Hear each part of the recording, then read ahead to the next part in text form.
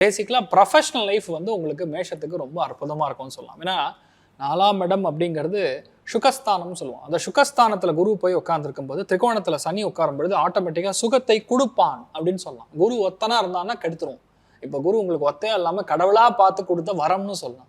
இப்போ டைம் எடுக்க வீடு அமையும், நிலம் அமையும், வாசல் அமையும், வண்டி அமையும், எல்லா விதமான சுகத்தையும் வந்து கண்டிப்பாக கொடுக்கும். நிறைய பேர் வந்து சின்ன வீடு வச்சுருப்பாங்க. நான் சொல்கிறது 1 BHKக்குள்ளே இருக்கக்கூடிய வீடு, அதை இடிச்சுட்டு பெருசாக கட்டுறது, இல்லை வீட்டுக்கு மேலே கட்டுறது, இது நடக்கும். அம்மா மூலியமா, தாய் வீட்டாரின் மூலியமாக வரக்கூடிய சொத்துக்கள் இப்போ வரக்கூடிய பிராப்தம் அமேசிங்காக இருக்குன்னு சொல்லலாம்.